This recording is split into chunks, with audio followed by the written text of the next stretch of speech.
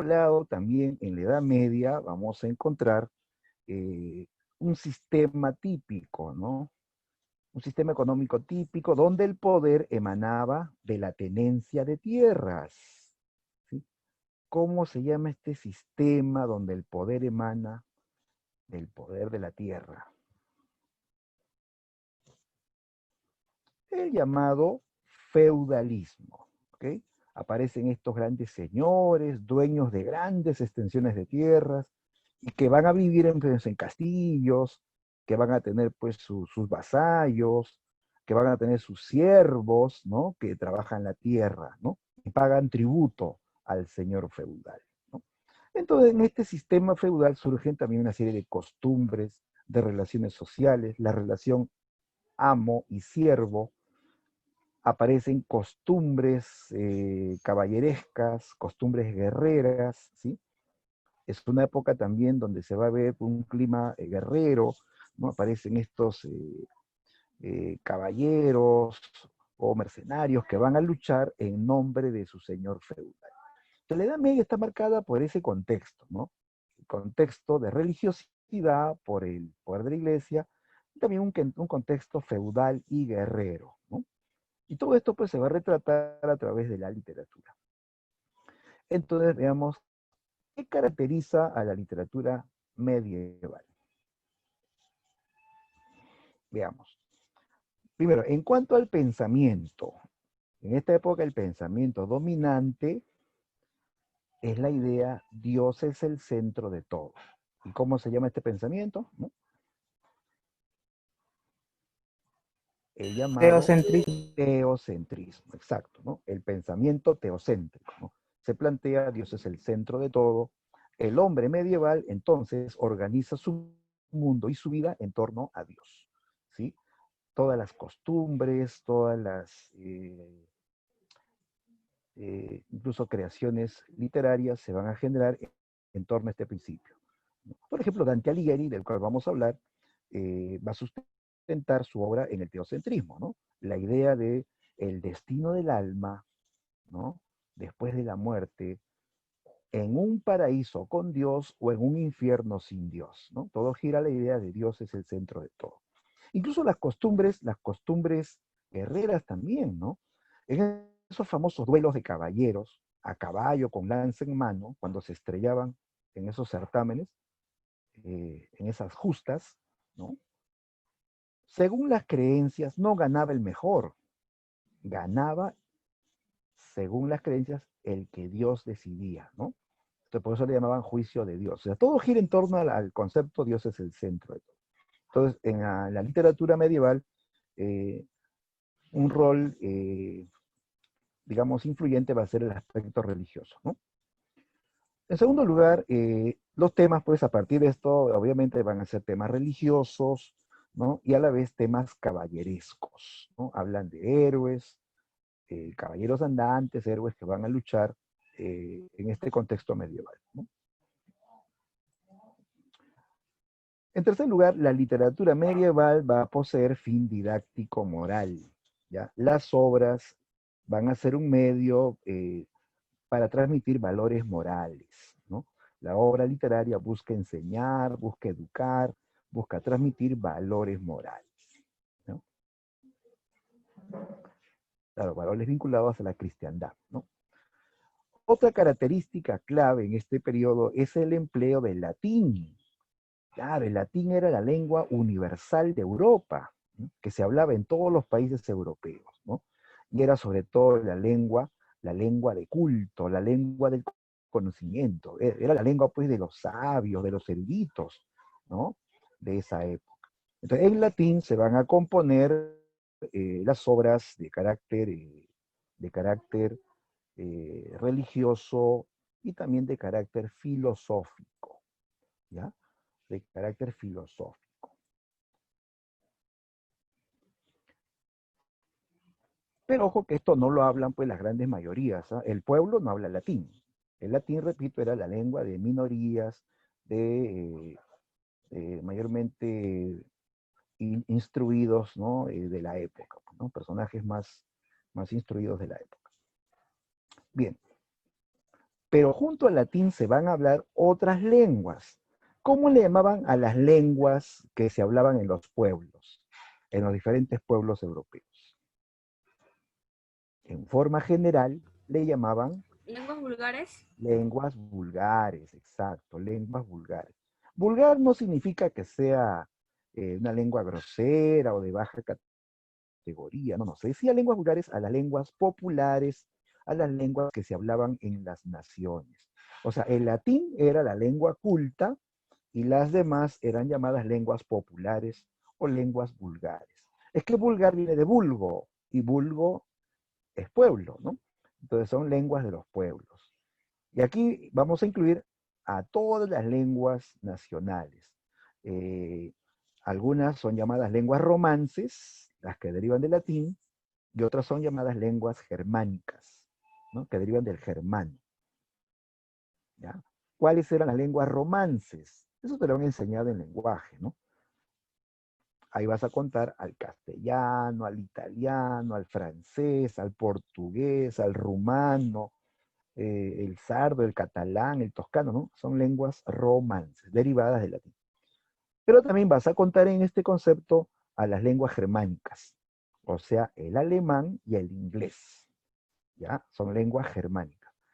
Pero a todo este paquete le llamas lenguas vulgares o populares, que se transmitieron en forma oral, ¿ya? Sí, la literatura en lenguas vulgares comienza a transmitirse en forma oral a partir del siglo IX.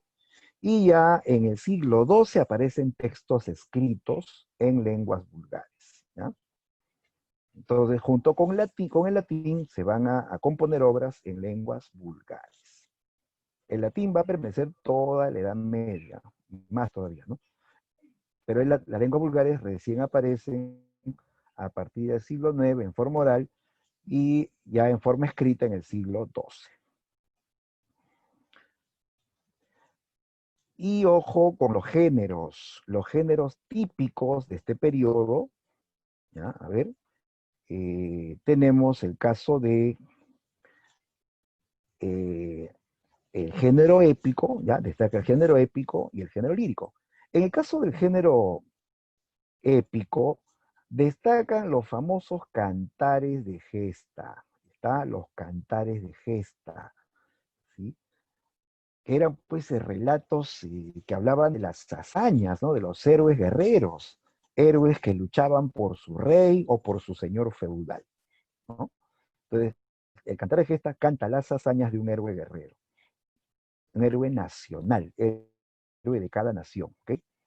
Y no olvides que esto va a ser cultivado y transmitido por los famosos juglares, ¿sí? Que era una suerte de poetas populares, poetas que se ganaban la vida en las calles, ¿no? Iban con su citara y en la plaza, en la calle, cantaban a viva voz, ¿no? Las hazañas de un héroe.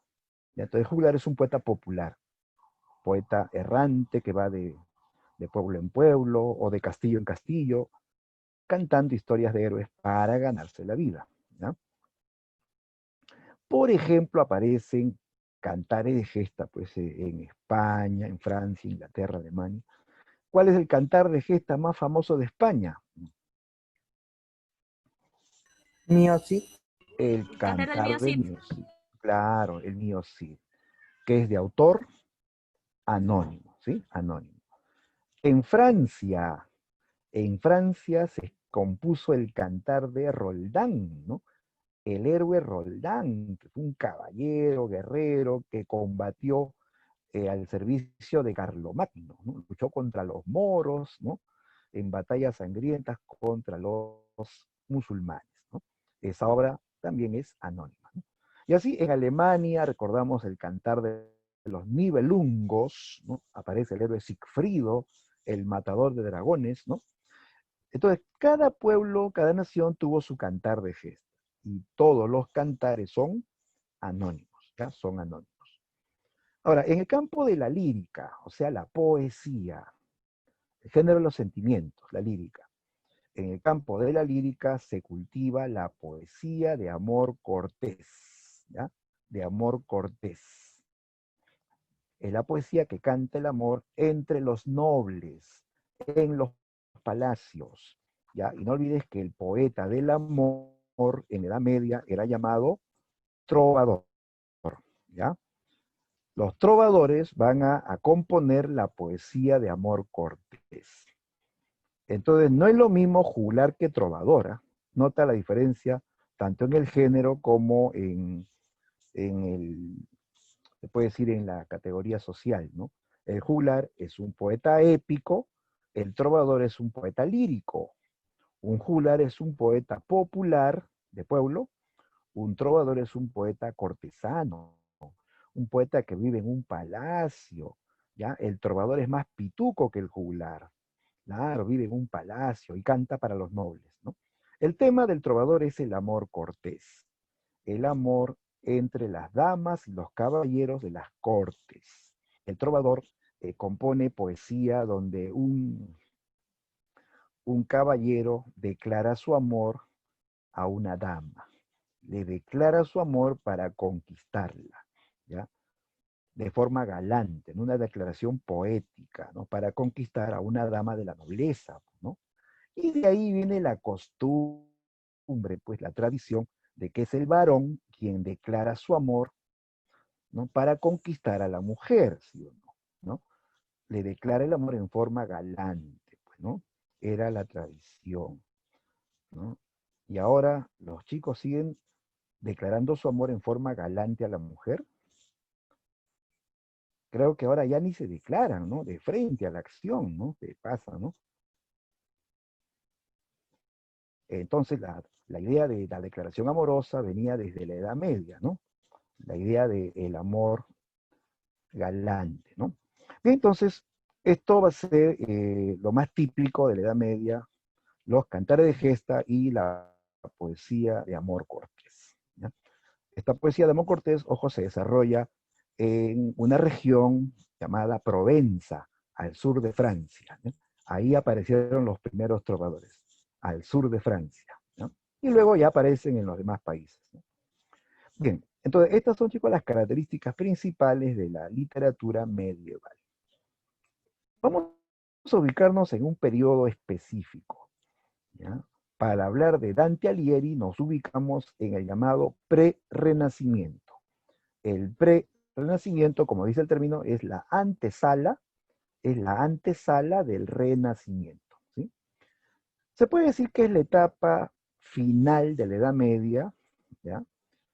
O también la etapa de transición del medievalismo al renacimiento, ¿ya? Esta etapa de transición, esta etapa de paso, es una etapa donde van a confluir eh, ambas culturas, pues, ¿no? Todavía se mantienen ciertas tradiciones medievales, pero ya se va anticipando las ideas del Renacimiento, ¿ya? Entonces vamos a ubicarnos en un periodo específico en Italia en el siglo XIII y XIV, ¿ya? ¿Ya? Entonces es una etapa de, de renovación donde ya se va anticipando la llamada cultura renacentista, ¿no? A partir del llamado humanismo, ¿ya? Esto lo vamos a ver con, con detalle, pues, en el Renacimiento, ¿no? Ya, a ver, características de esta etapa. El Renacimiento es un periodo donde históricamente ya disminuye el poder eclesiástico, ¿no? Disminuye el poder de la iglesia y el poder del papa, ¿no? Y se da mayor importancia a lo humano, ¿sí? Aparecen los primeros humanistas, ¿ya? Los humanistas eran, pues, los estudiosos de la cultura clásica, la cultura grecolatina, ¿no? ¿Ya? Y ellos van a rescatar valores de la antigüedad, ¿no? Valores como el hombre es el centro del mundo, ¿no? La razón es la base del progreso, ¿no? Entonces estas ideas van a ponerse de moda ya a partir del pre-renacimiento, ¿no? Entonces se rescatan la cultura de los clásicos y eso va a generar la aparición, pues, de las ideas humanistas, ¿no? Entonces a este periodo pertenecen autores universales, pues como Dante Alighieri, que escribe la Divina Comedia. Está también Francesco Petrarca, el poeta, ¿no? El poeta más influyente de la época, que va a influir incluso en poetas posteriores, ¿no? Petrarca, ¿no? Autor del libro Cancionero, ¿no? Que es un libro de sonetos de amor, ¿no? Poemas en honor a su amada Laura, Laura de Noves, ¿no? Que era la musa, ¿no? La musa de Petrarca, ¿ya? ¿Okay? Entonces, en este libro le canta su amor platónico por Laura de Noves, ¿no? Un amor anhelado, pero nunca realizado, ¿no? Por eso se habla de amor platónico, no es un amor insatisfecho, ¿no? Anhelado, pero no realizado, ¿no? ¿Sí? Nunca estuvo con Laura, pero siempre anheló su amor. Laura se murió jovencita, murió a los 24 años con la peste negra, ¿no? Que azotó esta época, pues, ¿no? Sobre todo en Italia, ¿no? Entonces, ella muere y él le va a seguir escribiendo poesía amorosa, ¿ya? O sea, le escribió estando viva y estando muerta. Así era, pues antes, ¿no? A la mujer hasta muertas le decían poemas, ¿no? Ahora, nada, ¿no? No, antes la mujer era idealizada, pues, ¿no? La tenían en un pedestal, ¿no? Y le cantaban el amor aún estando muerta, ¿no? Otro representante de este prerrenacimiento en Italia va a ser Giovanni Boccaccio, ¿ya? Giovanni Boccaccio, que va a destacar en el terreno del cuento, y escribe este famoso libro polémico, controvertido, titulado El Decamerón, ¿no? El Decamerón, que es una colección de cuentos, ¿no? Cuentos mayormente eróticos, ¿no? Sí, cuentos censurados, pues, donde Boccaccio habla, pues, de el amor prohibido, ¿no? Habla de adulterios, de escándalos sexuales, pues, ¿no? En los tiempos finales de la Edad Media. Y sobre todo, ataca sobre todo a personajes del clero, personajes de la iglesia. Sí, en este libro desfilan monjas, monjes, novicias, curas, todo tipo de eclesiásticos, pero arrastrado por sus bajas pasiones, ¿no? Sí, aquí Boccaccio nos habla de curas que eran lujuriosos, que eran avaros, o hasta herejes. ¿Te imaginas un cura hereje? Si así estaban los curas, ¿cómo estarían los demás, no? Ya, pues entonces Boccaccio usa este libro de cuentos, de erotismo y humor para criticar la corrupción moral del clero, ¿no? Y también de la sociedad en general de esa época, pero más ataca al clero, ¿no? Bien, no vamos a ahondar mucho en esto porque para postular te piden analizar la Divina Comedia, ¿no? Hay detalles, pues, que a veces nos olvidamos y hay que enfatizar eso, ¿no? Sobre Divina Comedia. Entonces pasemos a hablar de Dante Alighieri. Obras, ¿no? El Cancionero de Petrarca, el Decamerón de Boccaccio, ¿no?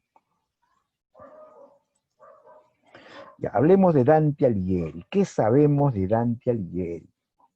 ¿No? Ya, primero hablar de Dante, pues es hablar del poeta italiano más famoso de todos los tiempos, ¿no? ¿Sí? Le llamaron poeta nacional, ¿no? Poeta nacional de Italia por haber compuesto la Divina Comedia, que es pues la obra mayor, ¿no? De la literatura medieval, ¿sí? Toda una enciclopedia, ¿no? De la cultura medieval, ¿sí? Dante nació en Florencia, en el seno de una familia noble, por eso tuvo buena educación, ¿no? Fue a la universidad, incluso ocupó cargos políticos, ¿no? Su carrera poética comienza muy jovencito cuando él integra, se une a una escuela poética denominada Dolce Stil Novo, ¿ya? O en castellano, Dulce Estilo Nuevo, ¿ya? Se trata de una escuela poética donde el tema es idealizar a la mujer.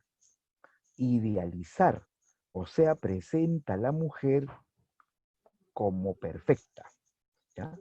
Aquí los poetas plantean que la mujer es la creación máxima de Dios, que la mujer es el límite entre lo humano y lo divino. La presentan, repito, como un símbolo de perfección, ¿no?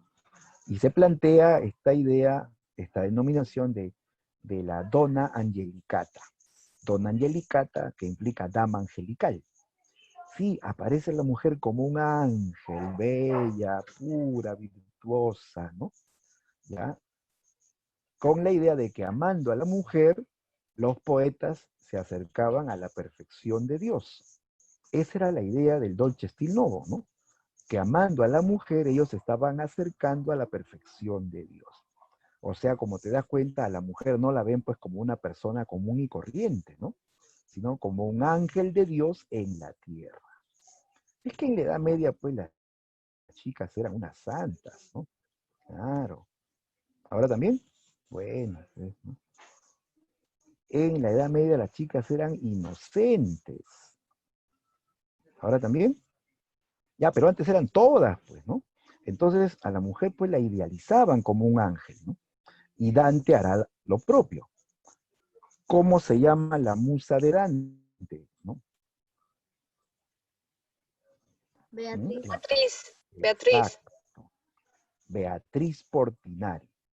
Para Dante, Beatriz no era una mujer común de carne y hueso, era un ángel de Dios en la tierra, ¿no? Entonces, él va a idealizar a Beatriz en su poesía, en su épica también. Beatriz es la que inspira su poesía, su prosa, ¿no? ¿Ya? A ella le dedicó un libro de poesía amorosa titulada Vita Nova, ¿ya? Vita Nova. Ahí habla de su amor por Beatriz, ¿ya? Y dedica muchos poemas de amor por Beatriz Portinari, ¿no? Incluso Beatriz aparece en la Divina Comedia, ¿sí? Claro, ella es la que lo va a guiar por el paraíso, ¿ya? Y ahí aparece la imagen de una mujer como un ángel que conduce al hombre al paraíso, ¿no? Y está aplicando el concepto de Dolce Stil Novo, ¿no? Bien, además Dante participó en la vida política de Florencia, ¿ya? Él fue miembro de un partido católico llamado los Güelfos, ¿ya? Pero Dante termina eh, eh, enfrentándose a una facción rival en su partido, ¿ya? Dante comienza a criticar al Papa Bonifacio por intervenir mucho en política y en vincularse a hechos de corrupción, y por criticar al Papa, a Dante lo votaron de su partido católico, ¿no? Dante fue desterrado en el año 1302, no por estos enfrentamientos políticos, ¿no? Dante parte al destierro. Fue la época más dura de Dante Alighieri, lejos de la patria, lejos de la familia, en la pobreza. Dicen que hasta llegó a mendigar, ¿no? En la época del destierro, ¿no? Pero en esa época de destierro, de soledad, escribió su obra maestra, su obra cumbre, ¿no? La Divina Comedia, ¿ya? ¿No? Él va a morir exiliado en Ravenna, ¿no? ¿No? En el año 1320. Bien, a ver, obras principales de Dante. Bueno, esto lo mencionamos rapidito. Escribió en latín, ¿ya? Y escribió en toscano. Sobre todo recuerda las obras en toscano, ¿no? Ya, ojo que toscano es el italiano antiguo, el italiano primitivo, digamos, ¿no? El toscano es la base del italiano actual, ¿ya? En toscano o italiano escribió su obra Vida Nueva, ¿no? Donde él idealiza a Beatriz, ¿no? Y también su obra cumbre, La Divina Comedia, ¿ya? Ojo que La Divina Comedia, si bien es cierto, es una obra muy culta, está escrita en toscano, para que esto sea leído para que llegue a mayor público, ¿no? O sea, no solamente lo van a leer pues los cultos de su época, sino él quería que esto llegue pues a mayor público, ¿no? Esta es su obra cumbre, en toscano, ¿ok? Bien, hablemos de la obra Divina Comedia. Divina Comedia. A ver, los rasgos formales, chicos. ¿A qué género pertenece la Divina Comedia? Épico, lírico, dramático. Épico. ¿A qué género pertenece? Bien, claro, es de género épico. No vayas a pensar que como dice comedia, ¿no? Sea una obra cómica y de teatro. No, no, no. La Divina Comedia narra un viaje fantástico. Como narra una historia, es de género épico, ¿ya? Épico, ¿ya? Pero, ¿por qué se llama comedia o Divina Comedia? Ojo, lo que pasa es que en esos tiempos no había pues la idea clara de la clasificación como ahora sí se tiene, que distingue ese épico, lírico y dramático. Antes se clasificaban por su final. Si la obra tenía final feliz, le decían comedia. Si tenía final triste, doloroso, le decían tragedia. Así se clasificaban las obras. Esta obra de Dante tiene un final feliz. Dante al final de su viaje llega al paraíso. Dante se salva, ¿sí? Por ese final feliz le llamó comedia. Pero no es que sea una obra de humor, ¿no? No es cómica, ¿no? Por su final feliz, comedia. Y luego le añadieron divina. ¿Ya? Y esto no lo añade Dante, ¿eh? Hubo otro italiano que le puso divina. ¿Quién le llamó divina a la obra de Dante? Fue un italiano el que escribió el Decamerón. ¿Quién escribió el Decamerón? Giovanni Boccaccio. Giovanni Boccaccio. El autor del Decamerón, Giovanni Giovanni Boccaccio. Gana. Divina significa perfecta, perfecta. Así es. Bien, entonces la obra, ¿no? Retomando, reforzando la idea, es llamada originalmente comedia, pertenece al género épico. Especie, poema épico. ¿Ya? Poema épico. El poema épico se distingue del cantar de gesta porque tiene nivel culto. Se distingue de la epopeya porque está vinculado a la cultura cristiana, ya no la cultura pagana de los griegos, ¿no? No cultura cristiana, ¿no? En esta obra el narrador es al mismo tiempo protagonista, ¿ya? El propio Dante aparece como personaje de su obra, ¿sí? Él va a narrar y él va a ser el personaje principal, ¿no? La obra tiene estructura tripartita, ¿ya? Tripartita. ¿Por qué? Porque todo se construye en función al número 3. Y ojo que el número 3 tiene connotación religiosa, ¿ya? ¿Qué simbolizaba La el Trinidad. número 3? ¿No? Claro, tiene el valor religioso de simbolizar la Trinidad, ¿ya? El número 3 en la Edad Media simbolizaba la Trinidad, o sea, el Padre, el Hijo y el Espíritu Santo, ¿no? Todo en esa época se asociaba al número 3. Por ejemplo, las iglesias en esa época tenían 3 portones, adentro habían 3 salones, para subir el altar habían 3 escaleritas, ¿no? Todo era 3, ¿no? En homenaje a la Trinidad. Entonces Dante aplica esta idea también para su obra. ¿Cuántas partes tiene su obra? 3, ¿no? ¿Sí? 3. El infierno, el purgatorio y el paraíso. Además, la obra está escrita en tercetos, o sea, series de 3 versos, ¿ya? Agrupa los versos de 3 en 3, ¿ya? A eso se llama terceto. En decasílabo porque cada verso, cada línea tiene 11 sílabas, ¿ya? Entonces, 3 partes, terceto, todo es 3. Hasta los personajes aparecen de 3 en 3, ¿no? Sí, claro. Por ejemplo, en la selva oscura aparecen 3 fieras, después Dante ve a Lucifer con 3 caras, en el paraíso aparecen 3 santas que lo esperan, ¿no? Entonces todo es 3, ¿no? En homenaje a la Trinidad. Ya, ojo que cada parte se divide en cantos. El infierno tiene 34 cantos, el purgatorio 33 cantos, el paraíso 33 cantos. El infierno tiene un canto más porque hay un canto introductorio, ¿ya? Solo hay introductorio en el infierno, no hay en los demás, ¿ya? Entonces, por eso hay 34 en el infierno.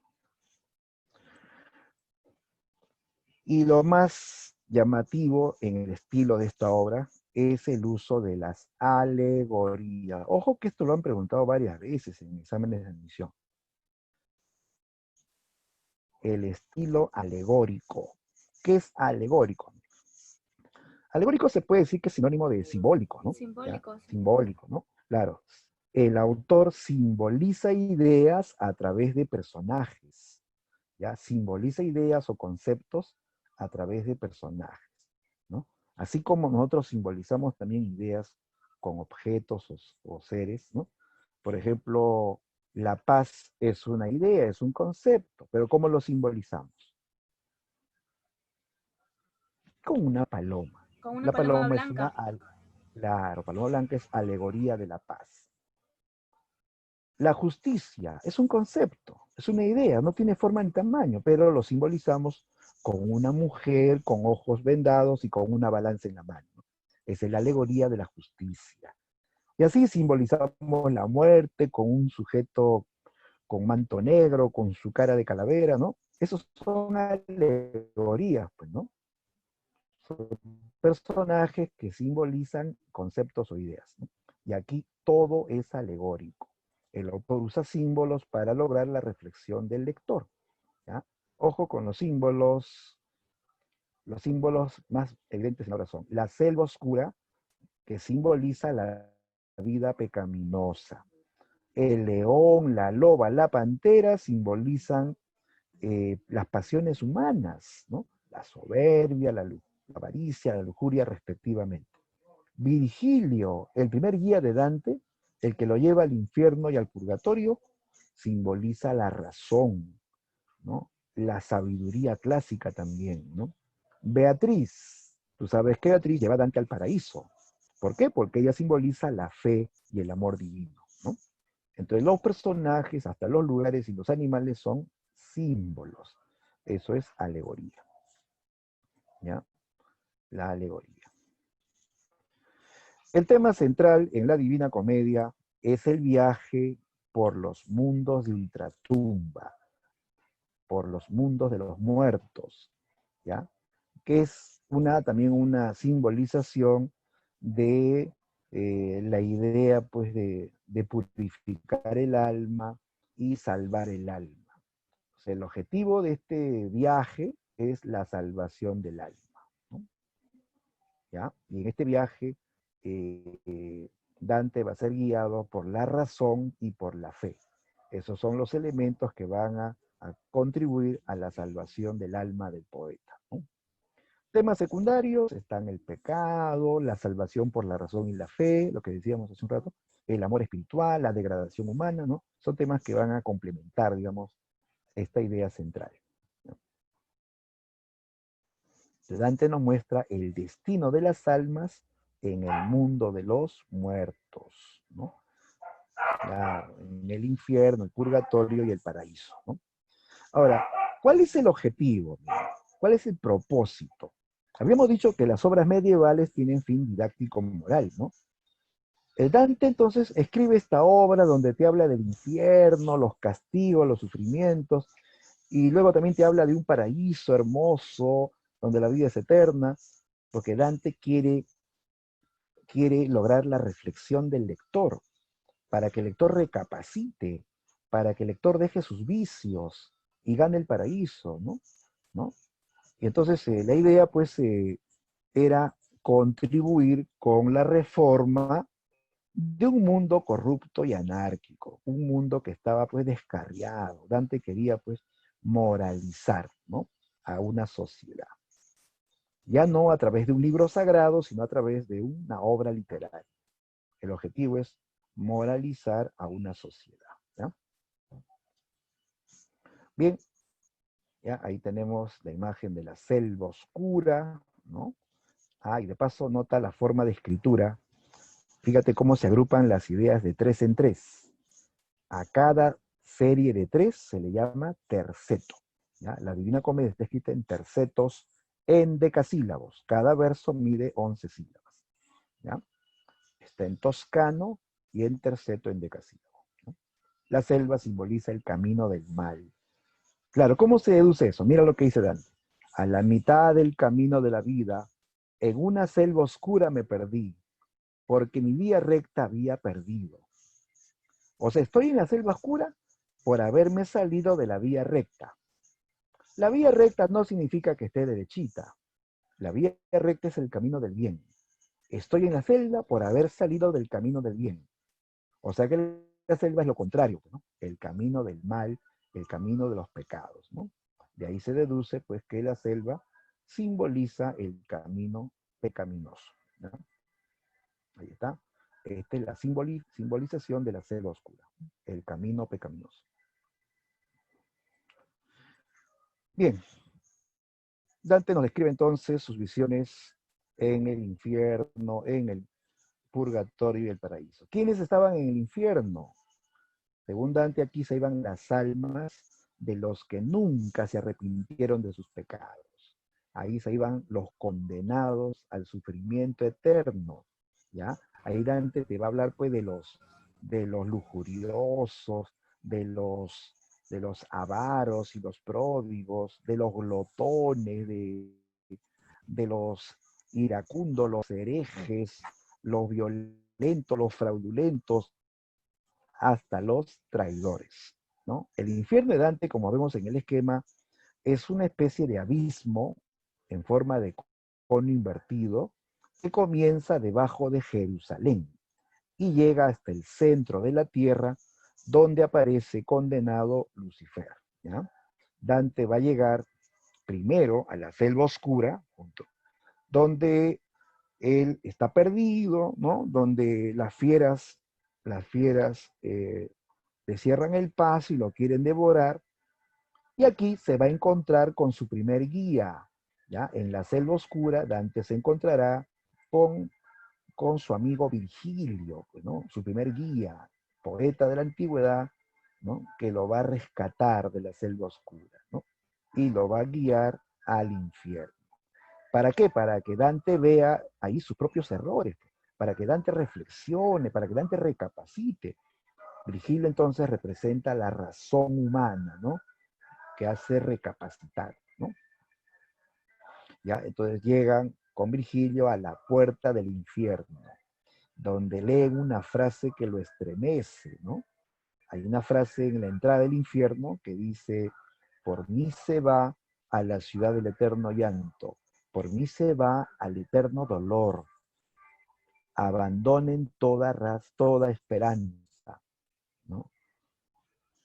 O sea, ahí no hay ya opción de arrepentimiento, ya simplemente a sufrir eternamente, ¿no? Entonces atraviesan la entrada del infierno que está en una montaña cerca de Jerusalén y van a ingresar a este primer mundo, primero atravesando el río de los muertos, el río Aqueronte, ¿no? Dante conoció aquí al barquero que transporta las almas, ¿no? Al mítico Caronte, ¿no? Que lleva las almas al mundo de los muertos, ¿no? Recorren el río de los muertos y luego Virgilio le muestra a Dante un abismo horripilante, ¿no? Espantoso, tan espantoso que Dante mira al fondo y se desmaya de miedo. En esta historia Dante se desmaya cada rato, porque todo es aterrador. De ahí viene la palabra dantesco. Dantesco justamente significa espeluznante, aterrador, ¿no? ¿Ya? Bien, entonces Dante va a recorrer los 9 círculos del infierno, ¿no? Y ve a las almas de la antigüedad condenadas por sus pecados, ¿no? ¿Ya? Recuerda que en el primer círculo están las almas de los no bautizados, ¿no? Los no bautizados, ¿ya? Todos aquellos que murieron sin bautismo, todos aquellos, sobre todo, que vivieron antes de Cristo, ¿no? Antes de Cristo.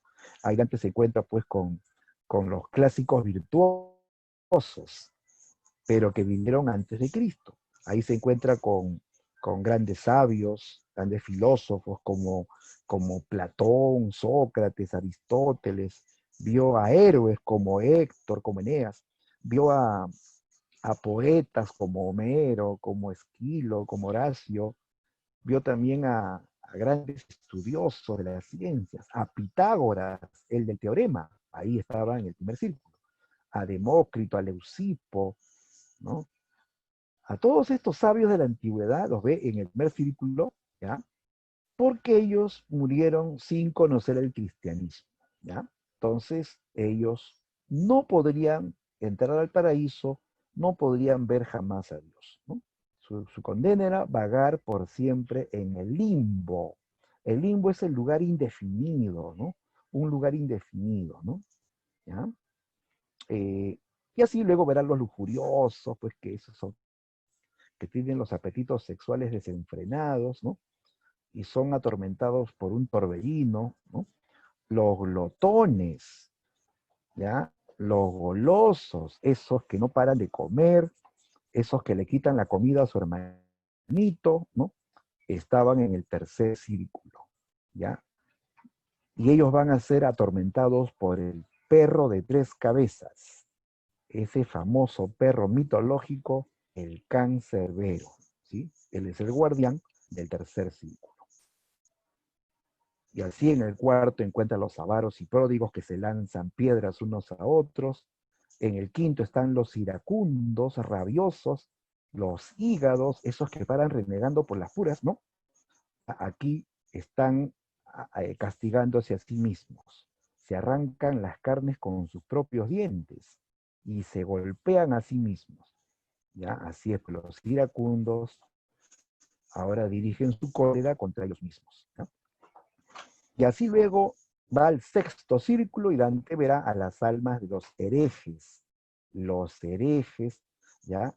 Los que se rebelaron contra los dogmas cristianos. Esos que dijeron Dios no existe, estaban en el sexto círculo. Y los quemaban, los sepultaban y los quemaban. ¿Ya? Y así Dante va al séptimo y ahí ve a los violentos, violentos contra el prójimo, violentos contra sí mismos y violentos contra Dios. ¿Ya? Los violentos contra el prójimo son los asesinos, los que habían cegado la vida de su prójimo, ¿no? Y aparecen en un lago de sangre y están sumergidos, ¿no? En un lago de sangre. Y no pueden salir porque en la ribera del agua hay centauros con arco y flecha que están vigilando. Cuando el violento intenta salir, el centauro le dispara en la cabeza y le atravesaba en las cabezas. Profe, pero ya está muerto. Sí, pero sienten dolor. Las almas en el infierno sienten dolor, ¿ya? Después están los violentos contra sí mismos. Violentos contra sí mismos son los suicidas. Esos que dicen, me voy a matar porque ella me dejó, se iban al infierno.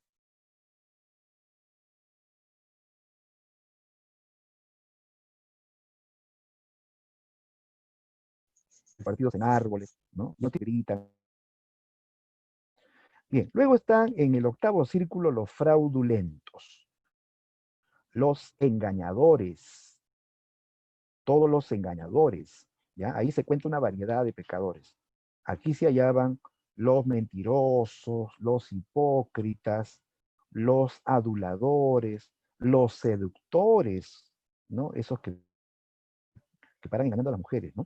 Después también los adivinos, esos que te dicen el futuro y te están engañando, ¿no? Porque nadie puede saber el futuro, ¿no?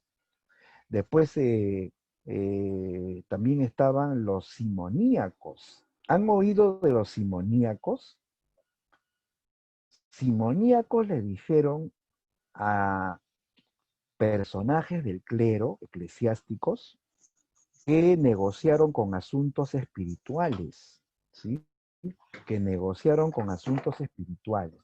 Por ejemplo, tú en historia habrás escuchado del escándalo de las indulgencias, ¿no? La época en que la iglesia cobraba para el perdón de los pecados. O sea, la gente podía ser muy pecadora, pero si pagaba, le perdonaban todos sus pecados, ¿no?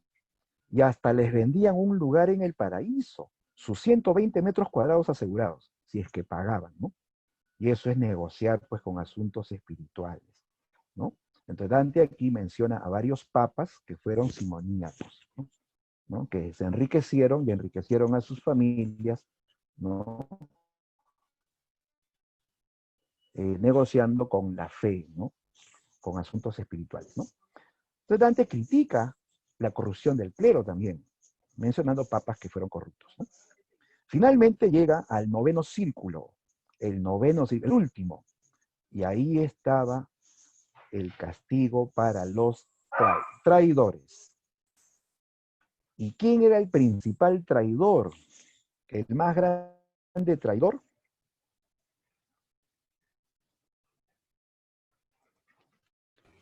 El más grande Judas. traidor, ¿no?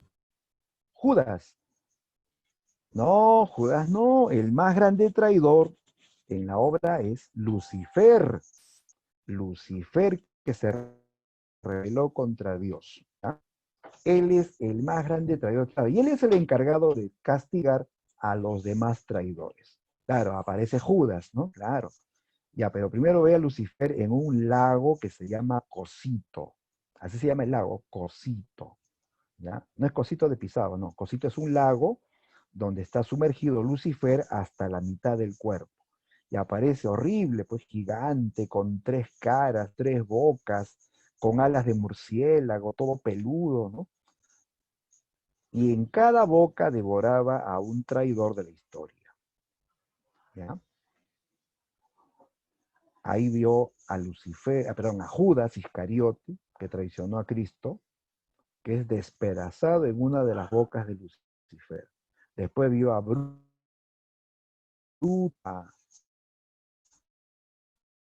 acá, que matanza de Julio César, ¿no?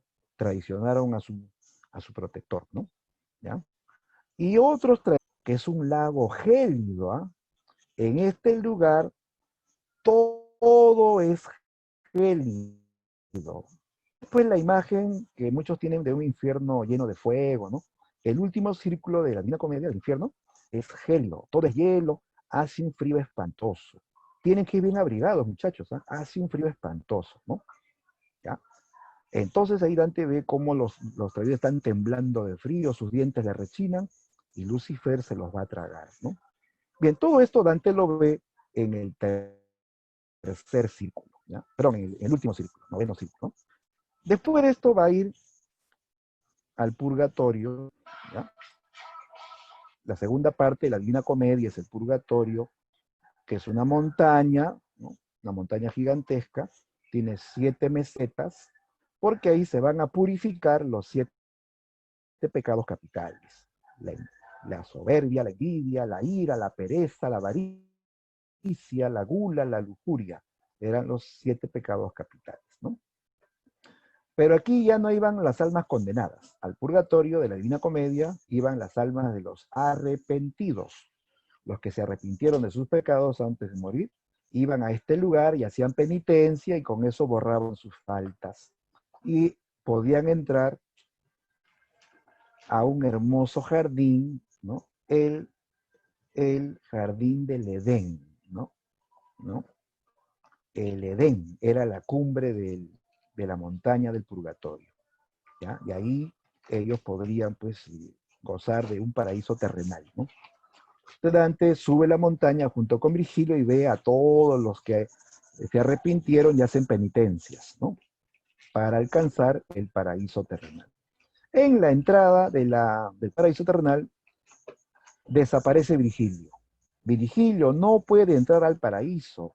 ¿Por qué Virgilio no podía entrar al paraíso? Porque él era un pagano, pues él vivió antes de Cristo, no conoció el cristianismo y según la ley, No estaba bautizado. claro, el pagano no bautizado no podía ver el paraíso. Entonces Virgilio se va y aparece la dama ángel, aparece Beatriz. Ella lo va a guiar ahora por el paraíso. Ella lo esperó en la entrada al paraíso, así bellísima, ¿no? Enamorada todavía le dice a Dante, Dante, amado mío, por fin has llegado, ven conmigo conocerás el paraíso, ¿no? Y así pues lo guió, tomado de la mano, lo guió por el paraíso terrenal, ¿no? Un mundo donde la primavera era eterna, donde la felicidad era eterna, ¿no? Y luego juntos van a transportarse al paraíso celestial, ¿ya?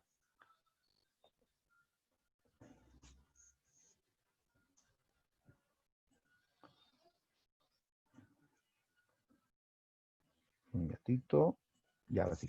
Ya, entonces, baja una luz y los transporta al paraíso celestial. A ver, un ratito. Y ahora sí, sigamos. Chicos, ¿ven la pantalla o se fue la pantalla? Sí, se ve, profesor. Sí se ve la pantalla. Sí se ve, estamos Ya, en el purgatorio, ¿no? ya. Ok, estamos en el purgatorio, sí. Lo que pasa es que no quiere avanzar, qué raro. Mm.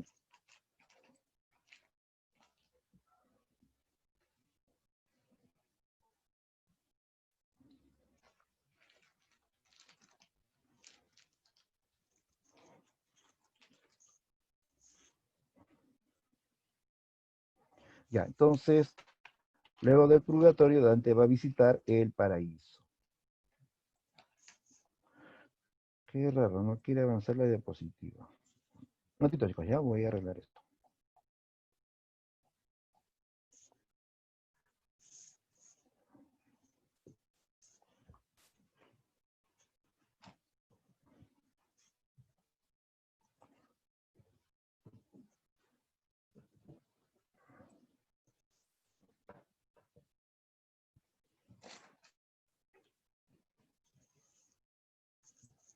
Ya, un momentito y arreglamos esto.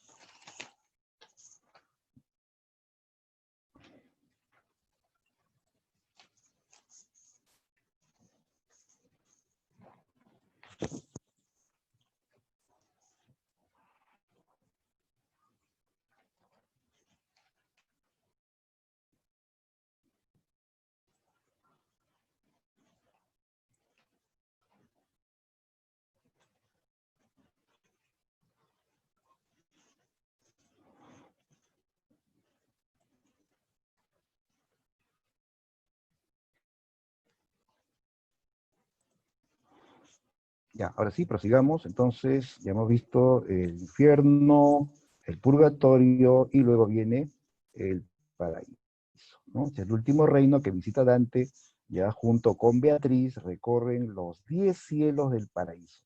El paraíso de la Divina Comedia está formado por 10 cielos, ya que giran alrededor de la tierra, ¿ya? La tierra, que en ese tiempo se pensaba pues, que la tierra era el centro del mundo, ¿no? Y todo giraba alrededor de la tierra, ¿no? Entonces, los cielos aparecen aquí como esferas, como especies de planetas que van girando alrededor. Y nota que los cielos tienen nombres de planetas, el cielo Mercurio, el cielo Venus, o también de astros, el cielo Sol, el cielo Luna, el cielo Marte. Dante aquí habla de los espíritus que se han ganado el paraíso, la vida eterna, ¿no? ¿Sí? Aquí se iban las almas de todos los justos, ¿no? Y dependiendo de la virtud iban a un cielo. Por ejemplo, al cielo Venus, sé que Venus en la tradición clásica era la diosa del amor, ¿no? A Venus iban los espíritus amorosos, los espíritus que amaron de verdad, ¿no? ¿Ya? A Marte, a Marte se iban los espíritus guerreros, los que lucharon por la fe. Al Sol, al Sol se iban los espíritus sabios, ¿ya? Los sabios, los estudiosos. Ahí no vamos todos los profes del APU, claro, ¿no? Tú también, ya, pues, los estudiosos, ¿no? Después a Júpiter se iban los espíritus justicieros, los que hacían justicia. Entonces, cada cielo era, pues, un lugar que albergaba un tipo de virtud según la obra, ¿no? Entonces, Dante va recorriendo todos estos cielos, ¿no? Hasta llegar al último cielo. El último cielo se llamaba Empíreo, que era la morada de Dios, ¿no? Dante va a llegar al Empíreo y aquí tendrá su último guía.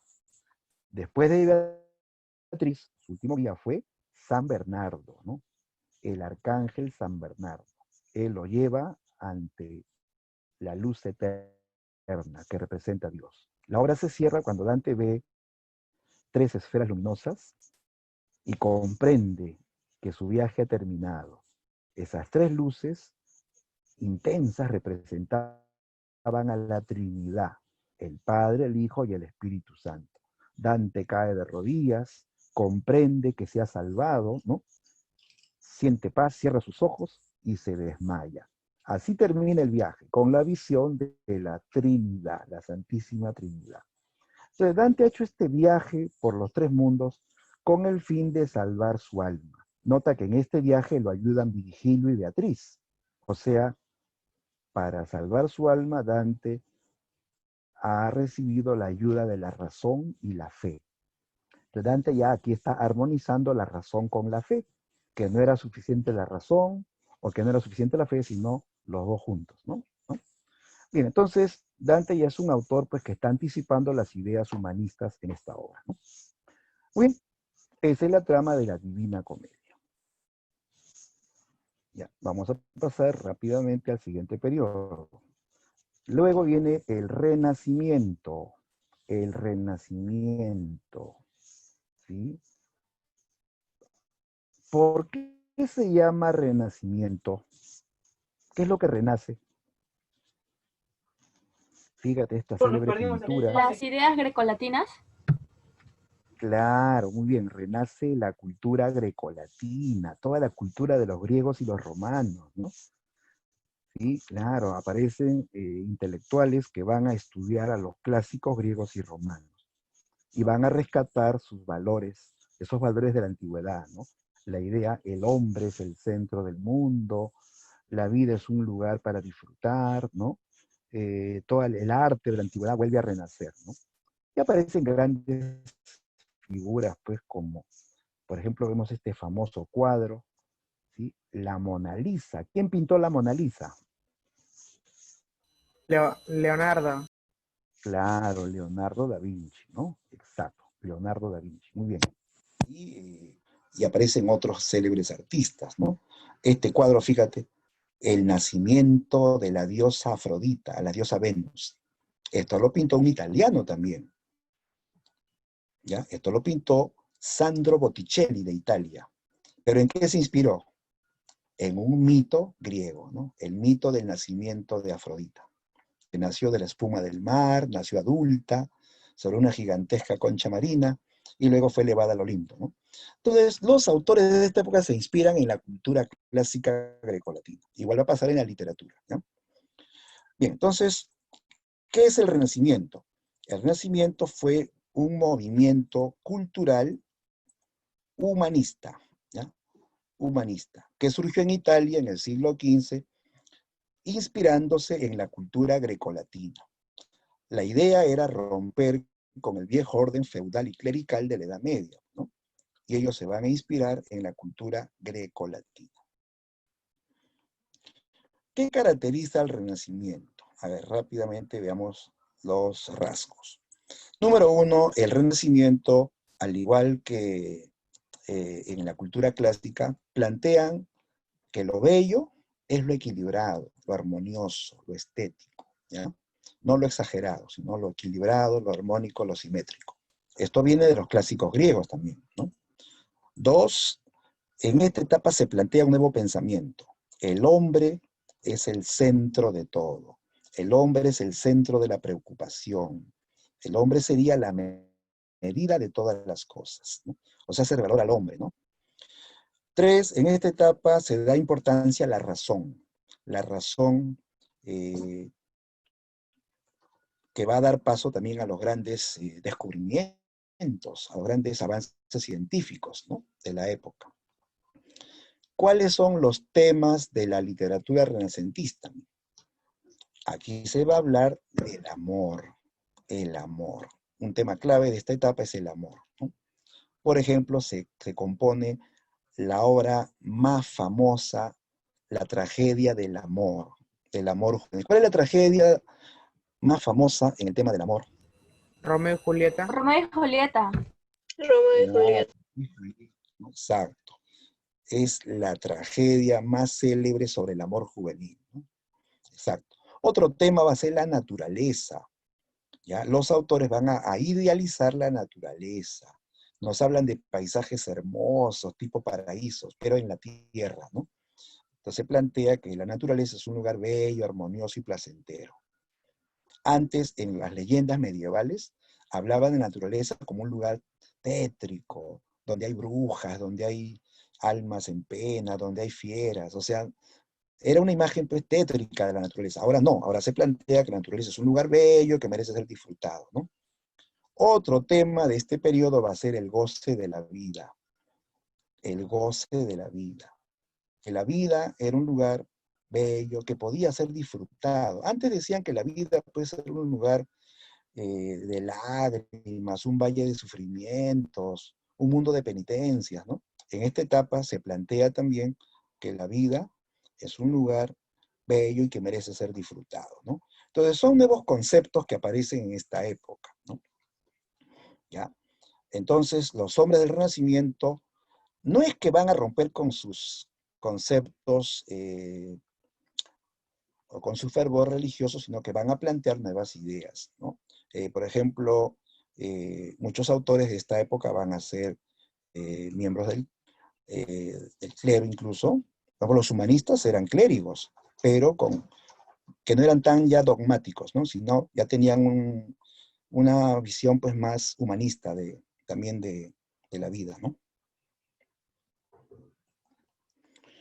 Ya, ojo que se enlaza junto con el Renacimiento, o inmediatamente después, el Barroco, el movimiento barroco, ¿ya? Que se va a desarrollar en el siglo XVII. El barroco, ¿no? Que es un arte, ¿no? que surge en contra del equilibrio renacentista, ¿sí? El barroco. ¿Han visto esas antiguas iglesias que hay en el centro de Lima? Mucha decoración. Claro, ¿no? Como la iglesia de San Francisco, San Pedro, la Merced, ¿no? ¿Sí o no? Sus paredes no son lisas. Si entras, pues no ves que son paredes lisas, son paredes adornadas, ¿no? Con grandes lujos, adornos tallados de flores y frutas, las columnas súper adornadas, ¿no? Se mezcla lo curvo con lo recto. Es un arte muy, muy ornamental, ¿no? Así es el arte barroco, ¿no? Y entonces, eso se va a ver en la literatura. En la literatura los adornos son las metáforas, los epítetos, ¿no? Todas las figuras literarias, ¿no? Entonces surge el barroco en el siglo XVII, busca complicar el lenguaje y además tiene una visión, en cuanto al pensamiento, tiene una visión pesimista. ¿Por qué? Porque en el siglo XVII Europa está plagada de pestes, de guerras, ¿no? De sufrimientos. Entonces el mundo para ellos ya no era tan agradable. Por eso los autores en sus obras van a reflejar una mirada pesimista de la vida, ¿no? En esta etapa aparecen exponentes de todos los géneros. ¿Ya? En especial vamos a ubicar aquí a William Shakespeare y a John Milton, ¿ya? Ellos representan al barroco en Inglaterra, ¿no? Dirán, profe, ¿qué no era renacentista? Sí, William Shakespeare es del Renacimiento, pero también va a ser del barroco. En sus primeras obras él es renacentista, ya en su segunda fase se vuelve barroco, ¿no? De estilo barroco. Ya, ahí está, justamente hablemos de Shakespeare. Ya, fue una figura de transición entre el Renacimiento y el Barroco, ¿ya? Un autor intermedio entre el Renacimiento y Barroco, ¿ya? Él vivió en Inglaterra en la época de la reina Isabel. En historia habrán oído de la reina Isabel, ¿no? La famosa reina virgen, la que nunca se casó, nunca se le conoció pareja, no tuvo hijos, ¿no? La que fue la mejor reina también de Inglaterra, ¿no? Claro, ella convirtió a Inglaterra en una potencia mundial, ¿sí? Claro, entonces él vivió en esa época de la reina Isabel, ¿no? Fue protegido por la reina Isabel incluso. Ya, él hizo teatro, destacó en teatro, ¿ok? También fue poeta, pero más hizo teatro. ¿Y qué es lo que caracteriza su teatro? Lo que más tenemos que recordar de su teatro son sus personajes, pues, esos personajes apasionados, esos personajes que representan conductas apasionadas, ¿no? A eso se llaman arquetipos psicológicos, ¿ya? Él creó arquetipos psicológicos. ¿Qué profe? ¿Él fue psicólogo? Sí, pero de personajes. O sea, él conoce bien el alma de los personajes, su conducta, su modo de ser, ¿no? Conoce bien cómo actúa el celoso, cómo actúa el envidioso, cómo actúa el enamorado, el traidor. A eso se llama arquetipos psicológicos, ¿no? Entonces, él se hace universal, mundialmente conocido por sus arquetipos psicológicos. Lo que sí le criticaron, justamente, ¿no? Fue de que él no fue el creador de sus obras, de sus temas, mejor dicho. O sea, él escribe las obras, pero basándose en temas anteriores, ¿no? Él se basó en leyendas, en mitos, en crónicas, incluso en poemas, para componer sus tragedias. Por eso muchos de sus enemigos le decían ladrón de obras, le decían, ¿no? Bueno, en realidad sí fue un ladrón, pues sí se copió los temas, pero fue un ladrón brillante, que transformó esas pequeñas leyendas en obras maestras. Profe, eso no se puede Él le tomar dio como inspiración. Claro, o sea, era común que un autor se inspire en una fuente anterior, ¿no? Al público no le interesaba que él no sea el creador del tema, sino que lo haga hermoso, que lo haga bien, ¿no? Y así lo hizo Shakespeare. Él le dio poesía a esas historias simples que había leído, ¿no? Entonces, él lo embellece, pues. Una cosa es una historia que a ti te cuentan, ¿no? Y otra cosa es lo que se escribe, ¿no? Él lo vuelve literatura, ¿de acuerdo? Bien, entonces, él embelleció fuentes ajenas, ¿no? Bien, aquí tenemos la idea de sus arquetipos, sus principales obras y sus arquetipos, ¿no? Ahí está el caso Otelo, ¿no? Que representa los celos, ¿sí? Otelo representa al sujeto típicamente celoso. Pregunto, ¿los celos son normales o no? Sí. Sí, Es una verdad. enfermedad. En medida. Sí, Es natural, chicos, sentirse, es con natural al ser humano sentir celos, ¿no? Por algo dicen que el que no cela, no ama, ¿no? Ya, pero el problema es cuando no lo pueden controlar, ¿no? Hay quienes no pueden controlar sus celos y por celos se vuelven monstruos, pues, ¿no? Violentos, hasta asesinos, ¿sí o no? Hombres y mujeres, ¿ah? ¿Sí o no? No vayan a pensar que solamente los hombres son celosos, hay mujeres celosísimas también, ¿no? Claro, esas que paran desconfiando toda la vida, revisando el celular, ¿no? ¿No? No viven en paz, ¿no? Esas que si no ven otra mujer, la imaginan. Entonces eso ya es enfermizo, ¿no? Entonces de eso se trata, ¿no? De celos enfermizos, celos que van a producir pues desgracias, ¿no? Aquí Otelo mató a su esposa por celos. Bastó que le digan un rumor de que su mujer se había encontrado a solas con un lugarteniente y Otelo se volvió un loco. Comenzó primero a preguntarse, ¿por qué? ¿Por qué se encontraron a solas? ¿Qué estuvieron haciendo a solas? ¿Qué tiene él que no tenga yo, no? Y así va enloqueciendo hasta terminar matando a su mujer, que era inocente, dicho sea de paso, ¿no? Entonces, el tipo, pues, que no puede dominar los celos, ¿no? Y así, ¿qué representa Hamlet? Hamlet es el tipo dubitativo, o sea, el que duda de todo, ¿no? Duda. ¿De qué duda principalmente? Bueno, en la obra se habla de él, de que él tiene que cumplir una venganza, ¿no? ¿Sí? A su padre, bueno, su padre murió y luego se le aparece el fantasma de su padre y le dice que lo han matado, ¿no? Que su propio hermano, traidor y ambicioso, lo mató para quedarse con su reino y con su esposa, ¿no? ¿No? Que la reina incluso es cómplice del asesino, ¿no? El fantasma pide venganza. Hamlet duda de lo que ha escuchado, duda del fantasma, duda de la venganza, duda de su madre, duda de sí mismo, duda de todo. De lo único que no duda es de la duda misma, ¿no? Queda paralizado por la duda, ¿no? ¿Y qué es lo que busca el hombre que duda? El que duda busca la verdad, ¿no? Busca respuestas, ¿sí o no? Y él va a investigar la muerte de su padre. Pero en todo el trayecto de la obra, él está dudando de la venganza, ¿no?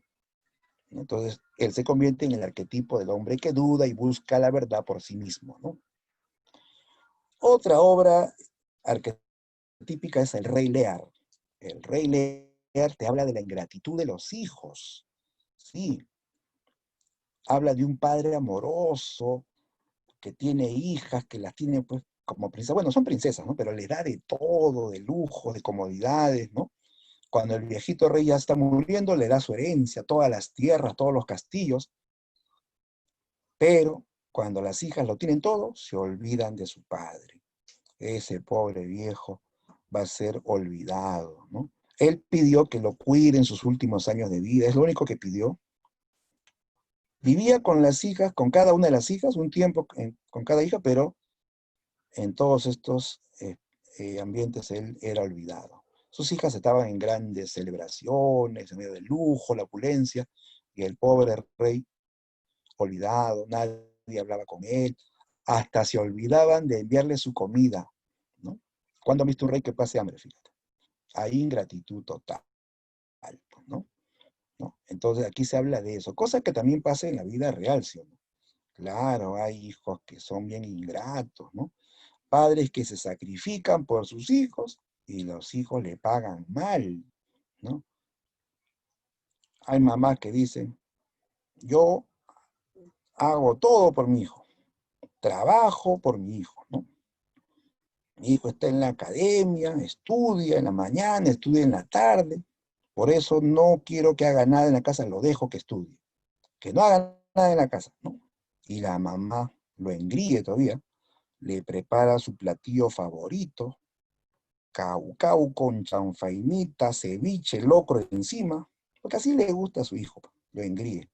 Le limpia su cuarto, primero se pone su máscara antigás, ¿no? Le limpia su cuarto, lo ayuda, y ese hijo dice que está estudiando y no estudia, dice que va a la academia y no va, se va a otro sitio. Eso es ser ingrato, no corresponder al sacrificio. Entonces, en esta obra enseña sobre la ingratitud de algunos hijos, ¿no? O sea, para que, ¿no?, se provoque una reflexión pues, sobre el tema, ¿no? Y así, Romeo y Julieta, que es la que vamos a comentar más, es la expresión máxima del amor. Pero un amor apasionado, tan apasionado que hasta se van a matar, ¿no? Pero así es el amor juvenil, ¿no? Es alocado, apasionado, ¿no? Bien, comentemos brevemente la obra. Es una obra universal, tú ya la conoces, ¿no? Marquemos las ideas principales, ¿no? Romeo y Julieta es una tragedia que está basada en una antigua leyenda, ¿no? La leyenda Capuletti y Montecchi, ¿ya? Del italiano Matteo Bandello. Y aquí tomó la trama Shakespeare para componer su obra trágica. La tragedia se divide en 5 actos, ¿ya? Es una obra que se tiene que ver en teatro. Claro que se puede leer y yo te la puedo contar, ¿no? Pero esto se escribió para ser visto en teatro, ¿no? Entonces su género es dramático. El tema, aquí hay 2 temas. El tema principal es el amor juvenil apasionado. El tema secundario, las rivalidades políticas y las luchas por el poder. Ya, esto último se representa con este odio de 2 familias nobles, ¿sí? Los Montesco y los Capuleto. Ellos son familias nobles, ambos tienen fortuna, pero ellos quieren el poder, ¿no? Por eso ellos se enfrentan por el poder, ¿no? Es una rivalidad de tipo política. ¿Ya? Entonces justamente la obra comienza hablando de esta rivalidad entre 2 familias nobles en Verona, que se enfrentan, que se matan, ¿no? Se odian a muerte, ¿eh? Tanto se odian que hasta sus criados se odian a muerte y se enfrentan en las calles de Verona, ¿ya? En medio de esta rivalidad de familias va a surgir el amor de sus herederos, ¿no? De Romeo y Julieta. ¿Romeo es Montesco o es Capuleto? Romeo es Montesco. Montesco, pues Montesco, ¿no? Y Julieta es Capuleto. Al principio ellos no se conocen, ¿eh? No se conocen. Más bien Romeo cree estar enamorado de otra chica, de la prima de Julieta llamada Rosalía. Rosalía. Él sufre por Rosalía. Romeo le ha declarado su amor a Rosalía, pero Rosalía no quiere saber del amor. Dice que ella ha hecho votos de castidad y que irá a un convento y va a rechazar a Romeo. Romeo sufre por este desprecio. Por eso que él no no participa en estas luchas, en estos enfrentamientos. Entonces Romeo va a ser visitado luego por su mejor amigo Mercucio, el pícaro Mercucio, ya que lo ve triste y le pregunta, pues, ¿por qué tanta melancolía, no? Romeo le dice que es por Rosalía, ¿no? Por el desprecio de Rosalía. Él le dice, abre los ojos, Romeo, busca un nuevo amor, olvídate de Rosalía, pero Romeo pues no hace más que pensar en Rosalía. Hasta que este Mercucio vuelve con una invitación para una gran fiesta en la casa de los Capuleto. Resulta que el señor Capuleto organiza una gran fiesta en honor a Julieta para presentarle en sociedad, algo así como los 15 de Julieta, ¿no? Invitan a todos los jóvenes nobles de la ciudad, menos a Romeo, porque él es un Montesco. En cambio, Mercucio no es Montesco, es pariente del príncipe de Verona, es amigo de Romeo, y Mercucio convence a Romeo de asistir a la fiesta. Le dice que a esa fiesta irá también Rosalía, de Romeo se anima ahí. Es una fiesta de carnaval, todos con antifaces, ¿no? Era un domingo en la noche. Se presentan Romeo y sus dos amigos, Mercucio y su primo Benvolio. En esa fiesta, Romeo va a conocer a Julieta Capuleto, ¿sí? Oye, se quedó paralizado. Cuando la vio, se quedó paralizado con esa cara de bobo que uno tiene cuando se enamora de alguien, ¿no? Así, la quedó mirando, pues, ¿no? Muy enamorado, ¿no? Se olvidó de Rosalía. Y va, pues, así todo ceremonioso, hasta se arrodilló delante de Julieta, le besó la mano, ¿no? Le dijo, eres una santa, con este beso me has limpiado todos los pecados, dice, ¿no? Y a Julieta, pues, le agrada que Romeo, el apuesto, sea, pues, galante, ¿no? Y Romeo se acerca para darle un beso. Y justo aparece la nana de Julieta. Y al verlo juntos, pues la llama, ¿no? Julieta, te llama tu mamá, ¿no? Julieta va al llamado, Romeo queda solo y es descubierto por Teobaldo Capuleto, el primo de Julieta, que lo va a enfrentar, ¿no? Pero el señor Capuleto interviene y prohíbe la gresca, ¿no? Pide a Romeo que se retire de la casa. Romeo se va con sus amigos, pero antes quiere despedirse de Julieta, que ni siquiera, pues, él no sabe ni cómo se llama, ¿no? Pero los amigos le dicen que ella es Julieta Capuleto, la hija del peor enemigo de su padre, ¿no? Cuando Julieta vuelve a la fiesta, al salón de baile, ya no está Romeo. Pregunta a su nana, y la nana le dice que no sabe quién es ni de dónde ha venido, ¿no?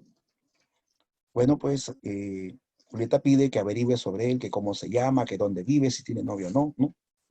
Julieta se ha enamorado del joven Romeo, ¿no? La nana le dice la verdad, que ese es Romeo Montesco, hijo del peor enemigo de su padre. Ya pues ese es el obstáculo inicial, el odio de sus familias. Pero el amor no entiende de estos odios. Ellos se han enamorado. Romeo no hace más que pensar en ella, y esa noche vuelve a la casa de Julieta, cuando ya todos están durmiendo. Romeo entra como un ladrón, ¿no? Y así escondido avanza hacia el balcón de Julieta. Julieta tampoco puede dormir, sale a tomar aire al balcón, qué casualidad, ¿no? Y ahí ella habla. Sin saber que Romeo está escondido, ella habla y confiesa que lo ama, que no le importan las rivalidades, los odios, ¿no? Que ella se ha enamorado de Romeo Montesco.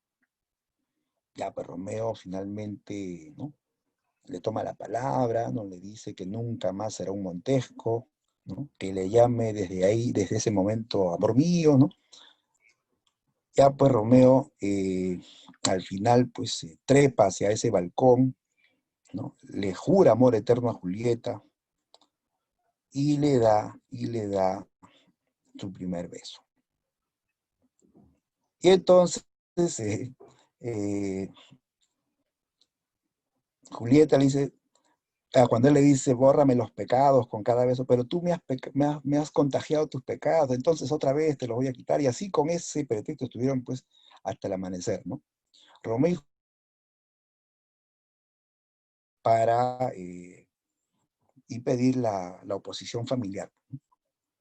Romeo y Julieta se van a casar secretamente con la ayuda de Fray Lorenzo, ¿no? Fray Lorenzo, el confidente de Romeo. Entonces Julieta, sin que lo sepa su madre, ¿no? Fingiendo que va a la iglesia a confesarse, se va a encontrar con el apasionado Romeo. Cuando se encuentran, Romeo la toma en sus brazos y no hace más que besarla. Fray Lorenzo los separa, que ella espere, que ya va a ser suya, ¿no? Que primero tienen que casarse, y así pues, ¿no? Fray Lorenzo los casó en una celda muy humilde, sin que lo sepan las familias. Ya son casados, ¿eh? Romeo y Julieta ya están casados. ¿Sabes cuántos años tenía Julieta? 12. Recién iba a cumplir 14 años. Iba a cumplir 14. Romeo tenía 16. Eran dos chiquillos, dos adolescentes. Aunque en esos tiempos era así, ¿no? Las chicas ya a los 15 ya eran casadas y con hijos y todo, ¿no? Entonces, es que eran familias nobles también, que tenían todo el futuro asegurado, ¿no? Ya, entonces, se casaron, pero luego viene el enfrentamiento entre Montescos y Capuletos, ¿no? De tal modo que en ese enfrentamiento Romeo participa, quiere impedir la pelea, pero él va en son de paz, ¿no? Pero ahí estaba Teobaldo Capuleto, que lo reta a un duelo. Romeo se niega, le dice que ahora él aprecia a Teobaldo como nunca antes lo había apreciado, ¿no? Pero este se burla, lo llama cobarde, lo enfrenta. Romeo no quiere pelear, toma su lugar su amigo Mercucio. Romeo lo quiere detener, Mercucio ataca a traición y le hunde la espada a Mercucio. Mata al noble Mercucio. Romeo siente culpa, siente dolor, agarra la espada y se enfrenta a Teobaldo. Y cobra su primera vida, mata al noble Teobaldo, en nombre de su amigo Mercucio. ¿Ya? Por eso es que Romeo va a ser desterrado de Verona. El príncipe de Verona, que es la máxima autoridad, destierra a Romeo Montesco, ¿no? De Verona para siempre. Pero Romeo tendrá que irse. Antes de irse, él se va a encontrar con Julieta Capuleto. Y ahí sí van a tener su primera noche juntos, su noche de bodas, ¿no? ¿Ya? Ahí, bueno, Romeo y Julieta se van a despedir, al amanecer, pues Romeo parte al destierro, Julieta está triste, dice, veo en tu rostro la palidez de la muerte, y le pide que vuelva a su lado, ¿no? Cuando Romeo se va al destierro, el papá de Julieta la obliga a casarse con el conde Paris, que era el soltero más codiciado de Verona, ¿no? Entonces, para evitar la boda obligada, Julieta busca a Fray Lorenzo, y Fray Lorenzo le propone pues este plan de fingir la muerte, ¿no? Le da un brebaje que la hará dormir durante 2 días. Julieta se asusta, ¿no? Dice, pero padre, ¿qué pasará si no me despierto? Fray Lorenzo le dice, mira hijita, tú de todas maneras te ibas a matar, así que no pierdes nada. Julieta acepta, bebe la pócima en su habitación y queda atendida. Ahora todo el mundo piensa que está muerta, y pasan a los funerales de Julieta. Mientras tanto, Fray Lorenzo envía un mensajero a buscar a Romeo para informarle del plan de la muerte fingida, para que él vaya a la tumba a rescatarla. Y como todos ya saben, pues este final va a ser trágico. Romeo no llega a recibir el mensaje, el mensajero no llega a encontrarse con Romeo. Romeo piensa que ella está muerta y regresa a Verona para morir con Julieta. Romeo se envenena ante el cuerpo de Julieta, luego de haber matado a Paris, ¿no?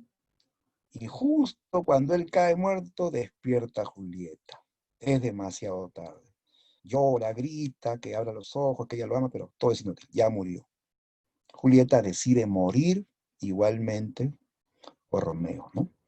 Ella le dice, gustosa doy mi alma por ti, para que nadie más goce del amor que tú sembraste en mí, y para que juntos, ¿no?, nos encontremos en la mansión de la eternidad.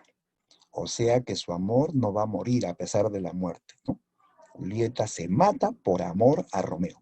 O sea, no es como en otros casos que se suicidan por decepción. Aquí ella se mata por amor a él. O sea, como que ofrenda su vida por él, ¿no? Y mueren los dos jóvenes enamorados. Vienen las familias, finalmente, al ver a sus hijos muertos, sufren, lloran, pero se reconcilian, ¿no? Entonces aquí ese odio finalmente va a ser derribado por el sacrificio de Romeo y Julieta. Es una historia conmovedora finalmente, ¿no? Los chicos mueren, ¿no? Y generan pues todo este desenlace de dolor en las familias, ¿no? Es una obra que se volvió universal, chicos, tan famosa que hasta ahora se sigue estrenando y se hacen películas, ¿no? Es que el tema del amor es universal, ¿no? ¿No? Y muchos se han inspirado, no por el suicidio, sino por este apasionamiento de Romeo y Julieta. Claro, y hay chicas que luego de haber visto Romeo y Julieta, le piden a su papá que le haga un balcón en su casa. Su casa tiene un piso y quieren balcón, se pasa, ¿no? Pero a la hora pues es así, ¿no? Inspira a esos jovencitos a cumplir sus sueños de amor, ¿no? Un amor rebelde, eso sí, un amor rebelde, ¿no? Bien, vamos a las preguntas para terminar.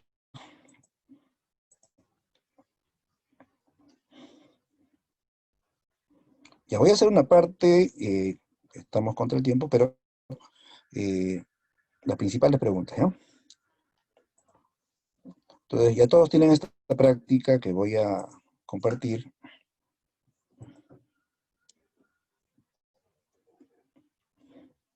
Mm,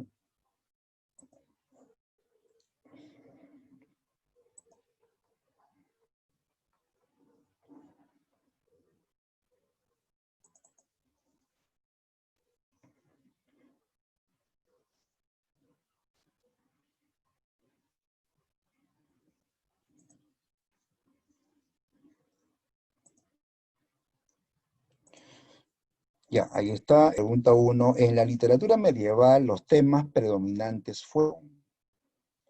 ¿Qué temas destacaron en la Media? La C, la C, la Dos. C.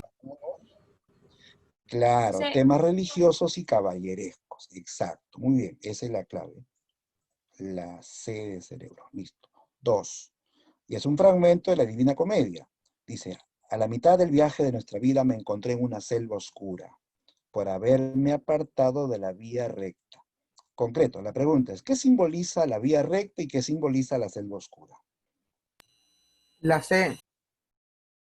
La vía recta es el La camino C. del bien, ¿no? Y la selva es lo contrario, el camino pecaminoso, el camino del mal, ¿no? Claro, muy bien. Ah, tú sí, muy bien. La clave es la C. Listo. Pregunta 3. En la literatura medieval se desarrolló un tipo de épica popular conocido como, y un ejemplo ¿Cantar de es, gesta? La B, la B. ah, exacto, el cantar de gesta, y un ejemplo es el cantar de Roldán, ¿no? Bien, Francia. cumple la B, letra 4. Dice, por mí se va a la ciudad doliente, por mí se va al eterno tormento, por mí se va tras la maldita gente. Ya, este anuncio lo lee Dante en la entrada de él. La ciudad doliente, el eterno dolor o tormento es el infierno, ¿sí o no? Claro, el infierno. ¿Ya? Y ahí van los pecadores El que nunca se infierno. arrepintieron. La C, la C. La- Así es, muy bien. La clave es la C. Listo. Ya, pregunta 5. Son temas de la literatura renacentista excepto. O sea, ¿cuál no es? ¿Cuál es la excepción? la D, la D. Claro, es la de el pesimismo ante la vida, eso se da en el barroco, ¿ya? En el periodo barroco. En el Renacimiento hay optimismo ante la vida, ¿no? Pregunta 6. Una característica del teatro de Shakespeare es.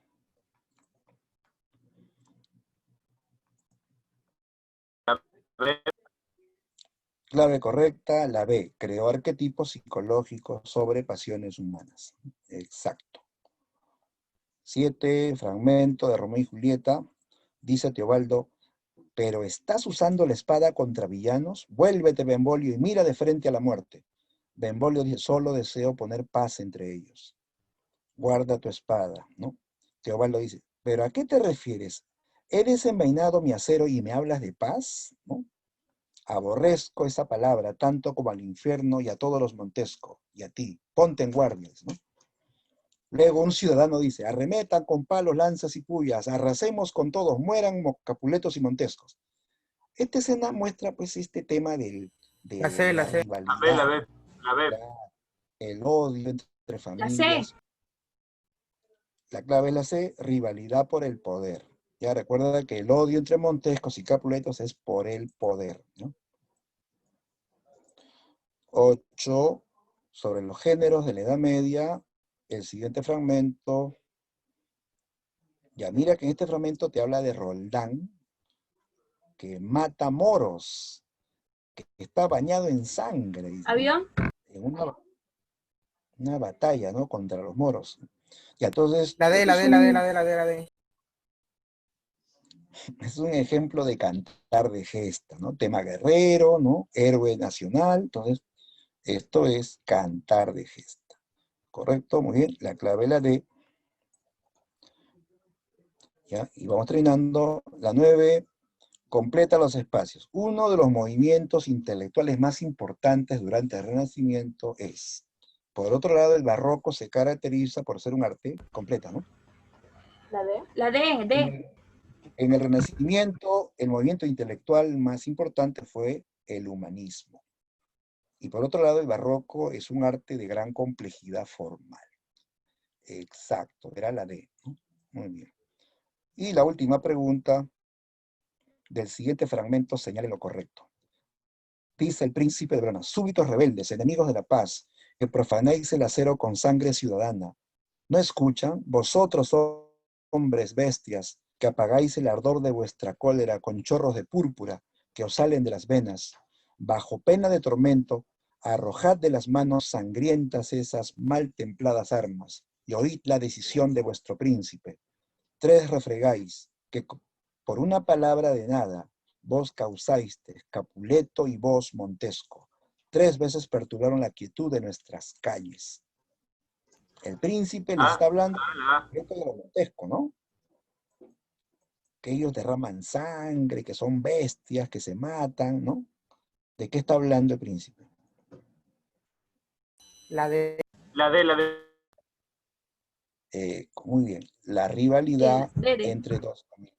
Heredero. Listo. Chicos, ahí está la domiciliaria y al final están las claves para que verifiquen, ¿ya? Muy bien. Bueno, siendo 2 temas, hemos tenido que correr un poco, pero ya se pudo terminar. Listo. Bien, chicos, conmigo será hasta la próxima semana, ¿ya? Nos vemos. Cuídense. Chao, chao. Chao, profe. Muchas gracias, cuídense. Nos vemos.